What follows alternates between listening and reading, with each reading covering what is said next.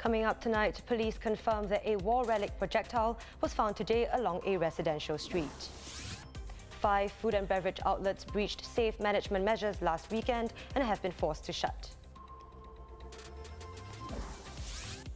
And a convicted kidnapper sentenced to life imprisonment killed himself in Changi prison.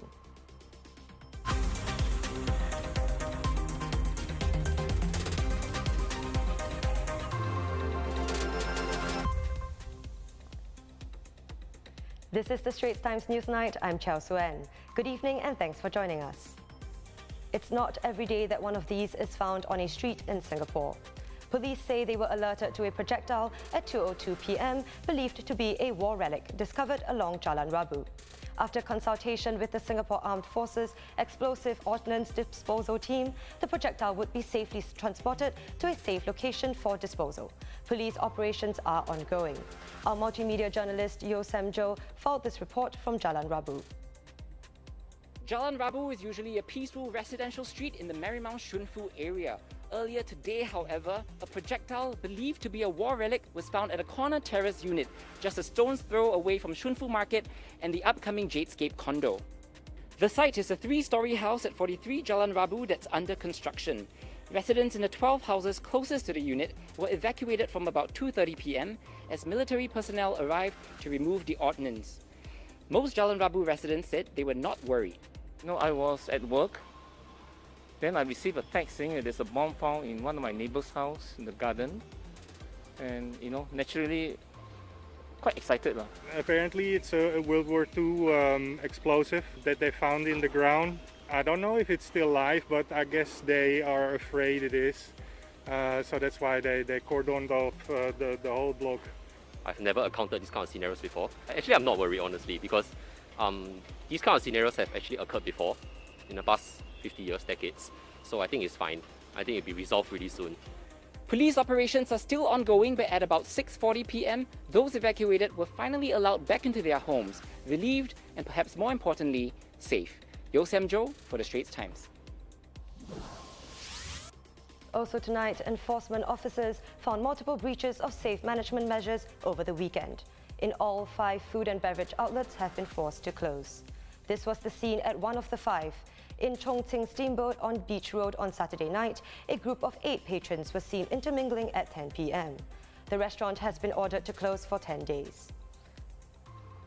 Another food and beverage outlet, Tangmen in Orchard Plaza, was found to have allowed patrons to consume alcoholic beverages at 3:40 a.m. and the drinks were concealed in green tea bottles. Tangmen also faces a 10-day shutdown. 16 other food and beverage operators will be fined for breaches such as admitting and seating groups of more than 5 together, allowing groups to intermingle, and seating groups of patrons less than 1 meter apart. 36 individuals will also be fined for gathering and sitting in groups of more than 5, as well as intermingling between groups. 29 new COVID-19 infections were confirmed today, the highest daily count since September 21st. The Health Ministry said the cases were all imported and they included 4 Singaporeans or PRs and 23 work pass holders who are currently employed in Singapore. Of the 23, 21 are foreign domestic workers. Travel restrictions against those coming in from New South Wales, Australia and the United Kingdom have been tightened. Short-term travellers holding an air travel pass with travel history to New South Wales within the last 14 days before departure for Singapore will not be allowed to enter. In addition, all long-term pass holders and short-term visitors with recent travel history to the UK within the last 14 days will not be allowed entry here or to transit through Singapore. The Health Ministry said that this will also apply to all those who had obtained prior approval for entry into Singapore. The tighter border restrictions kick in from 11:59 p.m. on Wednesday.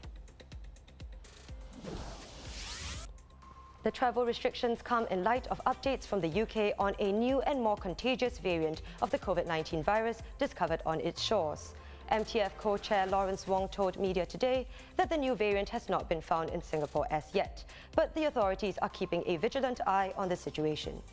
The World Health Organization has also assured international community that the variant is unlikely to affect the efficacy of current vaccines.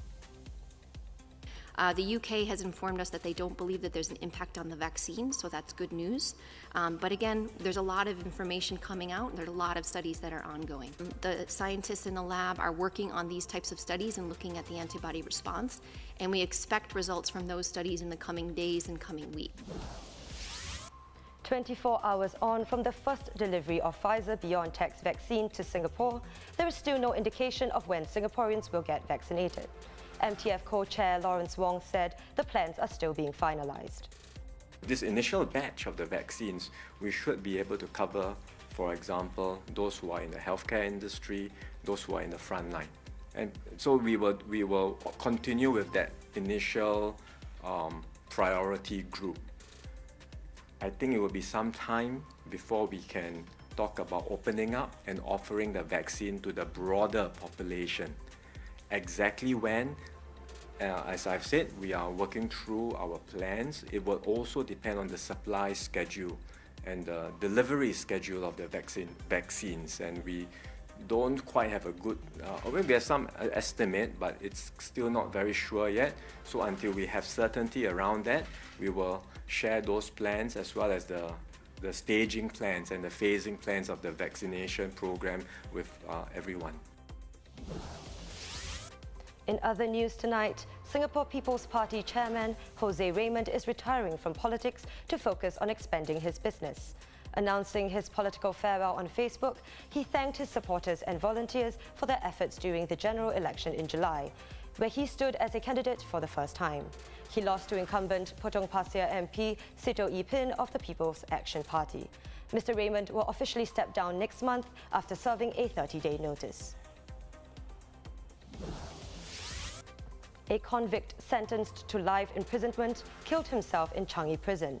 Chua Se Lian, a 58-year-old man sentenced to life imprisonment in 2004 for his role in a 7-year-old girl's kidnapping, killed himself on July 8 this year at Changi prison. In an inquiry into his death, it was revealed that there was no basis to suspect foul play. Chua, who had a history of bipolar disorder, was serving his sentence at the prison psychiatric housing unit when he climbed a flight of stairs from the 3rd to the 4th story. He then climbed up internal railings before releasing his grip. Prison staff were alerted, but he released his grip before he could be taken to safety.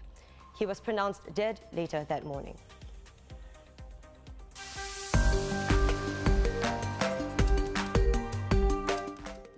And on a lighter note, let's take a look at what's been trending on social media today.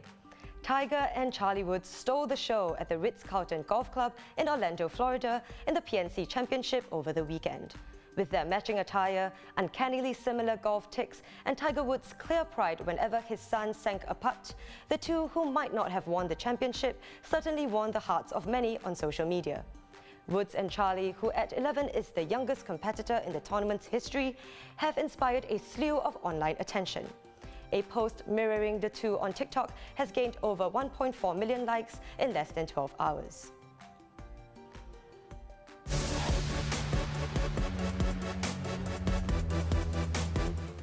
And before we go, meet the latest meatless creation to arrive in Singapore. The cultured chicken meat is made by culturing animal cells instead of slaughter. The lab-grown meat will be offered at 1880, a private members club, next month. This marks the company Eat Just's first commercial sale for good meat, after the meat was approved for sale by the Singapore Food Agency earlier this month. Eat Just says it's likely to retail the products in supermarkets by mid to end 2020. Meanwhile, it is looking to expand to other restaurants and anywhere selling chicken.